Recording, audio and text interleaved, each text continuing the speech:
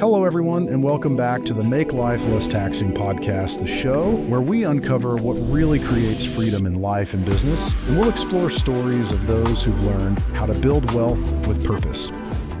Welcome back to the Make Life Less Taxing podcast, the show where we go beyond the numbers, spreadsheet, and tax returns to talk about what really creates freedom in life and business. Today, I'm joined by Ray Alkalai, founder and CEO of Alkalai Financial Group, a firm on a mission to help clients retire tax-free, maximize their wealth in the present, and still leave a lasting legacy. Ray, welcome to the show. Thanks for having me. Awesome. Ray, let's start with your story. Can you just share what is it that you do and who you work with? Sure. The short version of a long story of my progression in the insurance and financial world is basically I got into it because I thought I wanted to sell home and auto insurance and small business. And then I realized that over time that there's a financial flaw in our financial system that needs some help.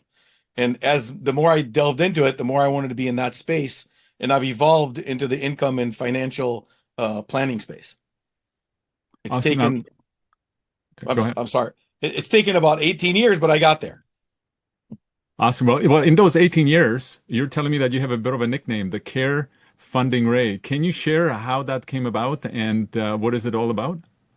Yeah. So about 5, 6, 7 years ago, somewhere in that range, I recognized that most financial planning in the United States focuses on growth.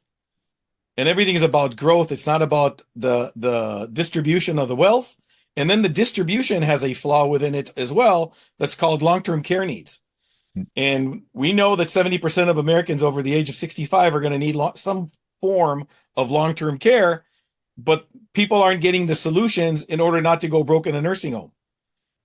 So about 5, 6, 7 years ago, I started focusing on that as part of the planning process in order to get people solutions so they don't have to burn through all their cash when they need that long-term care, or at least they have some more money to work with than what they thought they would have originally had. So Care Funding Ray grew out of that. That's a great story. So if you could sum up essentially your mission in one sentence or kind of expand on the story with that, what would that be? My mission is to make sure that anybody that gets to retirement doesn't have to worry about having to burn through all their cash because they had a long-term care event and all their planning goes down the toilet because they didn't have that solution. So you mentioned you kind of started in the, with the car and home insurance, and you've kind of had a bit of a story and how you have come about to what you're doing right now. So who are specifically the clients that you're serving most often these days, with the challenges that they have? Who are they? So that's the crazy part. I have a lot of clients in the pre-retiree, retirement age group, but I'm starting to get more and more questions from younger people because we have this sandwich generation that we're all dealing with. I recently dealt with my mom and I have to deal with my kids at the same time. So the sandwich generation is starting to come to me for answers. And those are the people in their 40s and early 50s, instead of the people that are in their late 50s, pre-retirees to 60s, 70s. There are many solutions out there for these people, and not many providers or planners deal in that space. So where do you see that most people, at this point, the people that you're dealing with unintentionally are giving away too much of their future to taxes? So first of all, most of the planning does not revolve around taxes at this point. The majority of Americans have their money in a 401k. That's part of the problem. 401ks get depleted. We call it crisis planning, right? When they get to their 70s and they've hugged their 401k all these years because they didn't want to touch it. And then the day they need it, they have to pull it out, and they have to pull it out in big numbers. So when all of a sudden you have to pull out $10,000 a month for long-term care needs, that's $100,000 a year. That's totally taxable. That becomes a problem. So that's the average American. Those that have a lot have other tax issues, right? Because they've grown their money in a taxable environment, or they've grown in a tax deferred environment. Yeah. So that, again, they have to deplete those dollars in order to pay for long-term care or income planning. And then at the same time, that's all taxable. So how do So we avoid those? yeah. So you mentioned that, people obviously have money and qualified money and all that stuff, and you talk about, hey, listen, this is not all about taxes, but let's just kind of focus right now. You talk about helping clients create tax-free retirement. What does that actually look like, and what are some of the common missteps that people make when they're trying to get there? You kind of mentioned a lot of people, and I love the saying that you had, hugging their plans, Right. hanging on to them. So what are Right. some of the mistakes or missteps that people make, or confusion around that? So I believe there's a certain number, a dollar amount that you should have in a 401k plan because the government allows us a certain standard deduction, right? So there's a happy spot to have money in a 401k plan. But that's where most people put all of their money in because they don't have other alternatives. When they come to us, we have other alternatives that they can have their money grow with the upside of the market, with none of the downside. At the same time, it's tax efficient. So when it's drawn out tax exempt. And then on top of that, if they needed a long-term care dollar, they have more long-term care dollar for the same dollars that they invested. So all that sounds very confusing and complicated, but we use vehicles that have been around for hundreds of years. And now they've just made them better in order to fix those issues. So, when you're describing, you kind of mentioning, and we don't want to get it too much in details, trying to give people advice when it comes down to specific vehicles and things, but Right. there is a lot of confusion when it comes down to, a lot of the insurances or, using insurance as a financial tool. How do you kind of explain the concept of being, able to take advantage of some of these vehicles to someone who really never heard these concepts before? So during the 2008 financial crisis, somebody coined the term a financial bunker for scary times. So life insurance is a place where if you fund it properly, design it in a way where it's efficient, tax efficient, you can stuff a lot of money into it and you can pull that money out tax exempt. Now it has to be done under certain guidelines with the IRC code. And as long as you stick to those guidelines, there are multiple different ways to design these policies. So a life insurance policy is not just a life insurance policy. People think of life insurance policies from the terminology of when somebody dies, the family gets a check. Life insurance are for life, living benefits, long-term care benefits, critical, chronic, and terminal illness benefits. Those are things that are not brought up in most financial plans because they have to be designed to help them do what they're designed to do. So can you give some examples as far as some of the benefits that somebody has, if they do work with you? Again, not specific examples, but maybe some examples of the benefits of somebody kind of thinking a little bit differently around finances, because that's really what we're talking about. I think there is kind of the traditional way of looking at financial planning and how money's is managed. What are some of the outcomes that when you work with clients that somebody gets? So I can use a current example. Right? I have a couple that's got a $1.8 million in their portfolio. They're 64 and 65. They have no long-term care benefit. So they thought, well, how do we fix our problem from a long-term care issue and the taxation benefit, right? So we took a small chunk of their portfolio from a qualified environment, meaning a 401k in their case. We transferred $200,000 of that money into a life insurance policy in a certain structure. And if they need long-term care in the future, they each have about $80,000 a year in long-term care benefit for as long as they live, all tax exempt. Now, if they died and never used it, the family gets the death benefit tax exempt as well. So it's about shifting money from one pocket to the other pocket. Only in the other pocket, it now does all kinds of things that it couldn't do before without risk. So what you were talking about, almost dual purposing of that money, right? So, I mean, you have your dollar not just working for you as a dollar, but now it may be working as $1, working as if there were $2 of it. Kind of what you're talking about. As my mentor says, have $1 do the job of many dollars. Because most families, what do? They save money in a 529. They save money in a 401k. They save money in a savings account. They save money. They have multiple dollars that they have to put in different places. And then they realize that they don't have a lot of money. What we're saying is you can get one of those dollars to do multiple things so you don't have to spend as many dollars. Now, do you find that people understand that or having a hard time understanding this whole concept? Because again, they're not being taught this. This is something brand new that you're kind of bringing to the equation.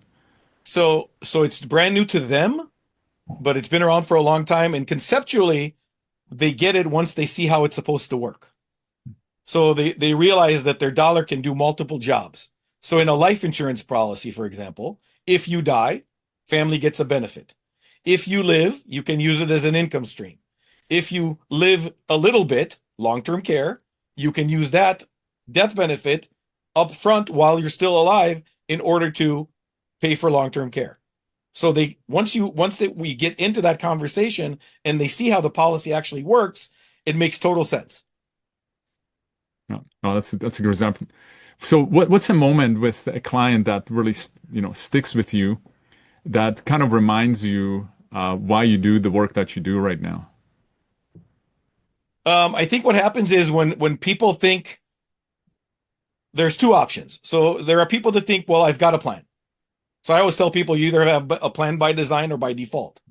So those that have one by a plan, an actual plan, when they realize what they're missing, and then they see that they don't have to spend more money in order to get the plan that they actually now want, once they're aware of it, calmness comes over them because everybody thinks I need to spend more dollars. The first question people always ask me is like, how much is it going to cost? Well, I'm not, the goal here isn't to charge you more. The goal is to shift things so that they're more efficient. We're trying to get things from being inefficient and ineffective to efficient and effective. That's the goal of the process. So the person that has a plan, it's great. Those that don't have a plan because they don't think they have enough money. So what they do is they're hugging their money, whatever they do have. So it depends on who I'm dealing with, right? Because everybody's different. The average American household hasn't saved a lot. Well, that the money that they have saved has to do multiple things, and that's what we specialized in. So it's really optimizing the assets that they already have, right? Completely and then using optimized. that and optimizing it and creating new strategies that will actually help them to have a better future, right? Correct. It's new strategies to them. It's interesting to me. These strategies have been around for many, many years, but because of media and the way things are designed in the United States, which it is what it is, but everybody believes, even on TV, I think I saw a commercial earlier when I was watching the news. There's a commercial that says, max out your 401k. Well, is that a good idea or is that a bad idea? I don't know. It depends on the person. Sometimes it is, sometimes it isn't. It all depends on what the situation is. Yeah.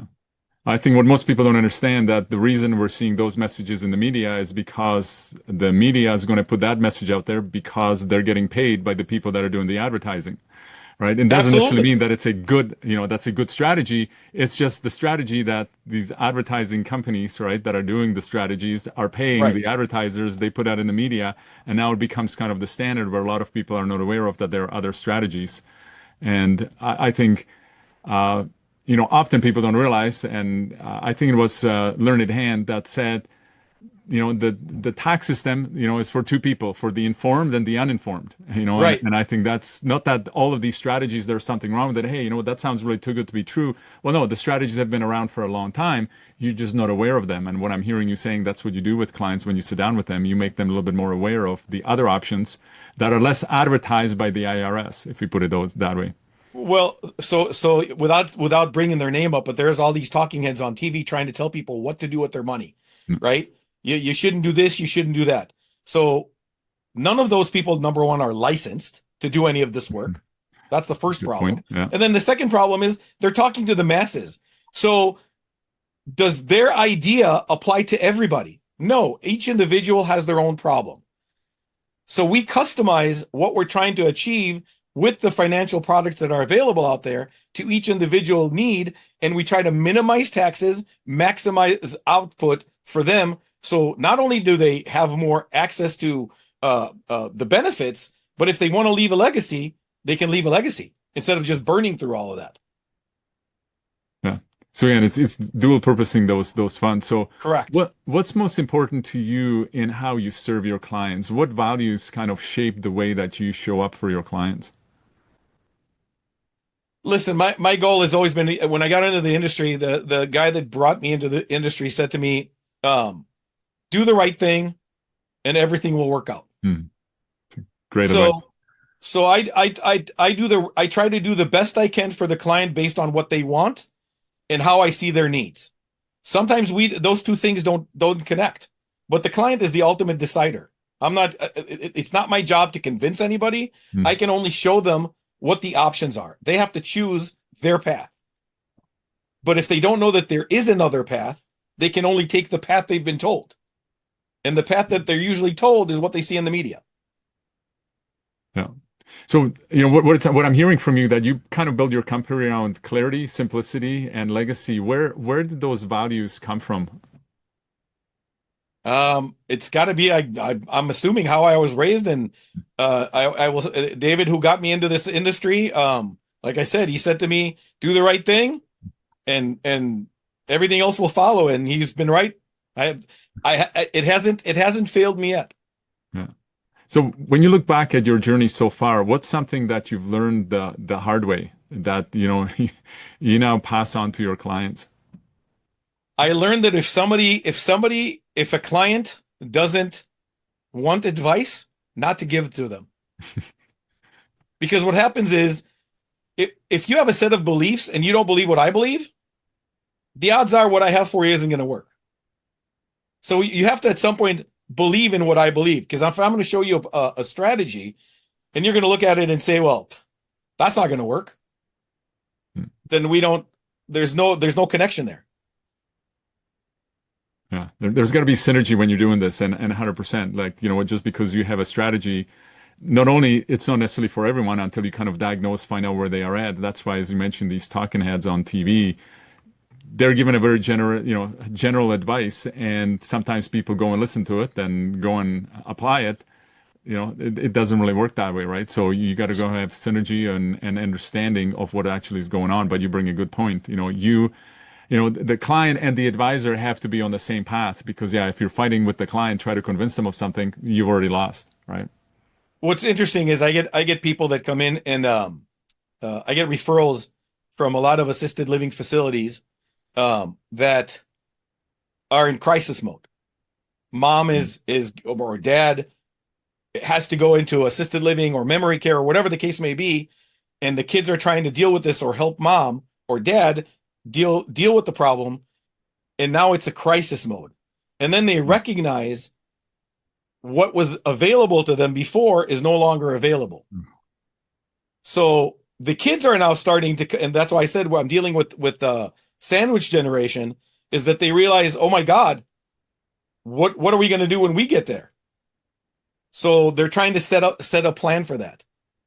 And most advice in America, unfortunately, they say you should go get long-term care. Well, then what? How does that fit into the plan? And that's what drives me crazy, is that there's no organized process for most, and I can only talk to so many people per day, right? I mean, I'd love to have 50 people call me every day and have the ability to explain to each one of them what the processes or availabilities are. Yeah. I don't have that time. There's not enough time in the day for that. Yeah. So what do you feel is kind of the biggest, and we've covered a little bit of this, the biggest misconception that people have? And I mean, you talked about, long-term care, and what I'm hearing you saying, that a lot of people just don't have the awareness until it's too late.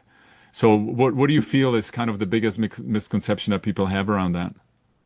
That it's too expensive and they can't afford it.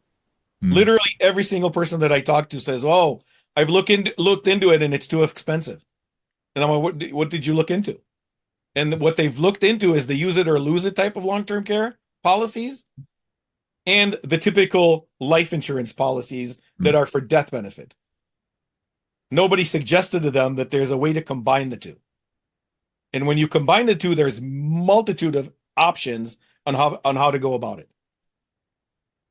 So it just becomes really Misunderstanding, misconception, really not fully understand what it is. So what I'm hearing you saying, the advice is, hey, just go and have a meeting with someone that actually understands the whole situation so that you can go and dive deep into their specific situation. And it's not really that complicated of a conversation. Usually my conversations are within 15, 20 minutes. The client and I know if there's synergy enough there for us to move forward with at least getting an idea of a plan. Hmm. Because it's not as complicated as they seem. Now, obviously there are situations where it's more complicated. But most America, it's not, life isn't that complicated. It's pretty organized and it's pretty consistent. Their plan is going to be a little bit different than their neighbor's plan, and the neighbor's plan is going to be different than their neighbor's plan. But it's not that complicated. Well, I tell people life is pretty simple until you add one thing to it. Right. Human being.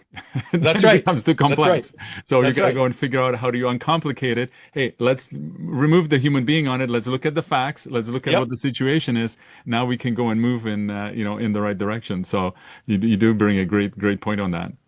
Well, because one of the things that you have out there is you can have two identical families living next to each other.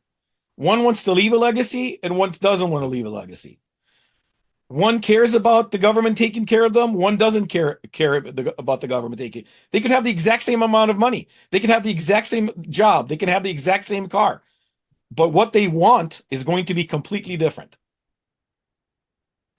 It comes down to, again, discovering what your long-term goal is and understanding where things need to go, right? So I think that's really the point to that. So And that's the magic. That's the Yeah. magic. You said, what's their long-term goal? I find a lot of people, until I meet with them, never actually had that conversation. What is it they actually want? Well, I think a lot of people, when it comes down to, especially in our finances, they don't have clarity. And if you don't have clarity, you can't have Right. certainty, Exactly. right? And I think this is where it comes down to. A lot of people think, and I think a lot of media was always saying, hey, before retirement, you got to know your number, right? I think there were Right. few Yep. institutions that were running this. And like, what does the number mean? Like number means nothing because, like you might have a great number the day you retire and the next day the market goes down. And now what? Like it doesn't really mean anything. And I think, so what would be the advice for somebody if they were kind of in that old way of thinking, working with, and I'm going to put it, a traditional advisor, and they're like, hey, you know what? Now I'm understanding that there is maybe more. There are some things that I don't learn. What would be kind of the first, and again, we're not talking about specific advice, but what would be the advice that you give somebody to start thinking about, what they need to be doing? First of all, they need to be curious and stop being afraid of being sold. That's the number one issue that they're afraid of. They're afraid that if they're going to go talk to somebody, they're going to push some product down their throat and they're not going to be happy with it. So first of all, be curious, ask questions, and don't be afraid. Because when you're afraid, it blocks you from getting the things that you may actually want, but just don't know that they are there. Yeah. You bring a great point, and we work with a lot of advisors, and when we look at them, the first thing I always tell them, stop, when you have a meeting with somebody, stop being an advisor.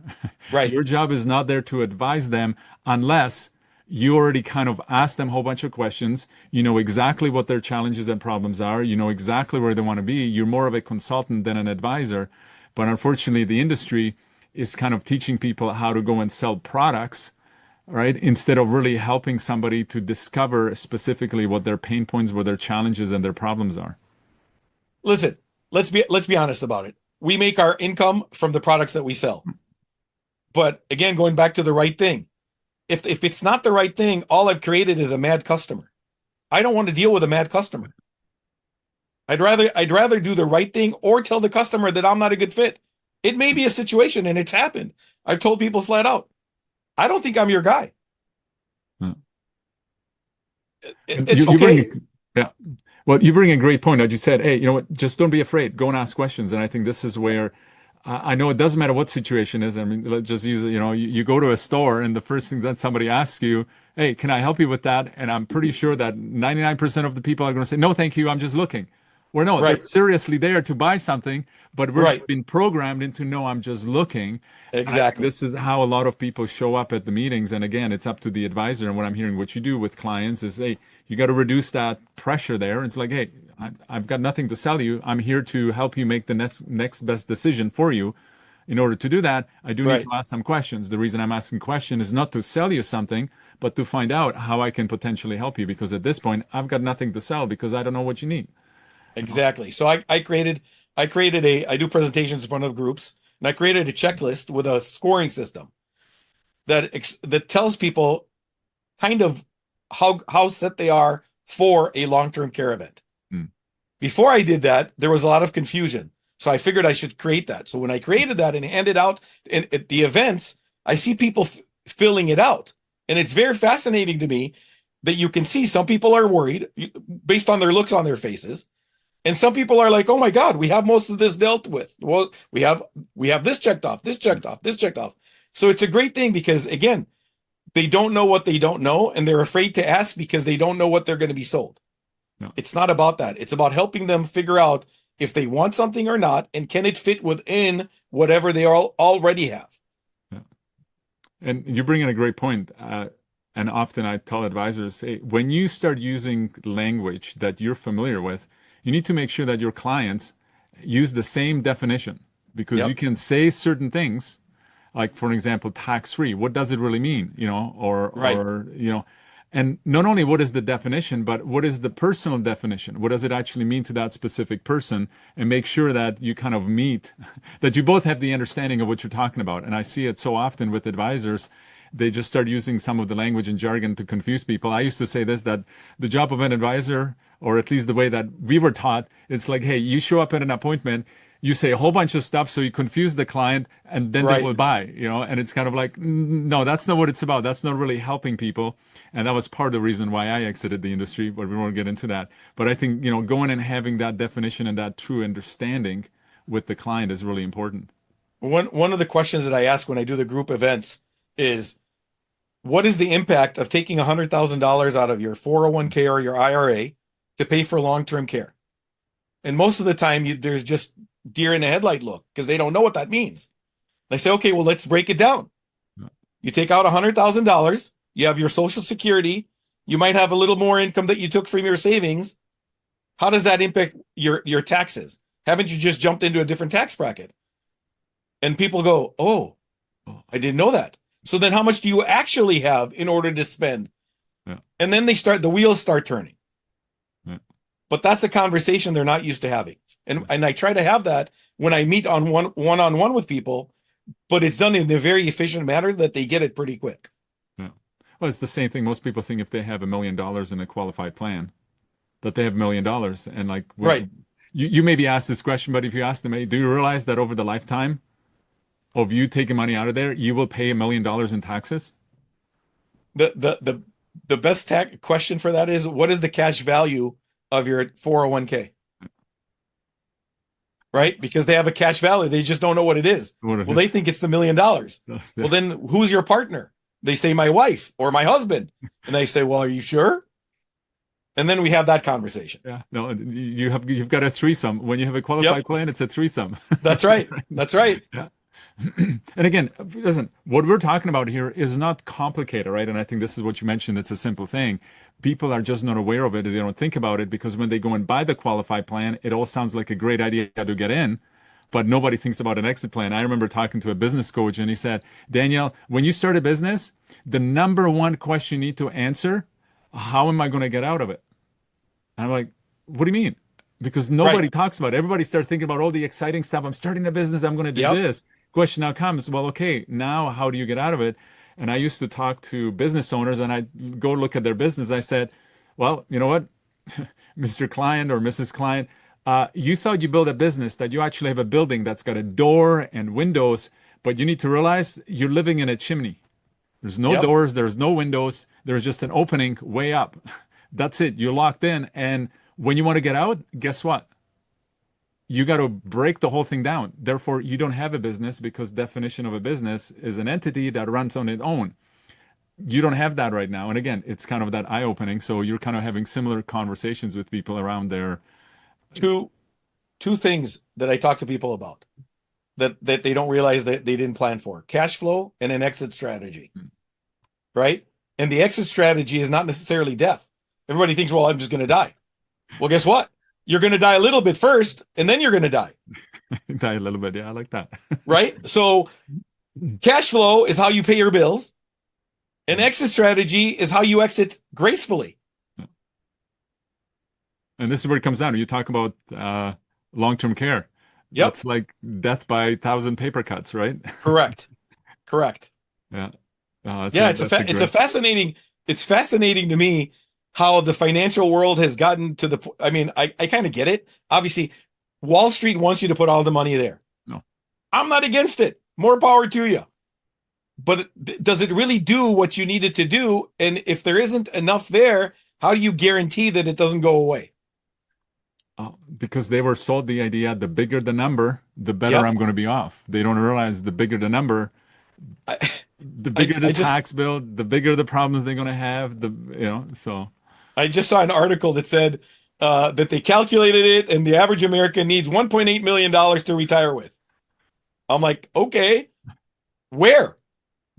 If I retired in California with $1.8 million, is it the same as if I retired in Ohio or in Minnesota or in New York or in Pennsylvania?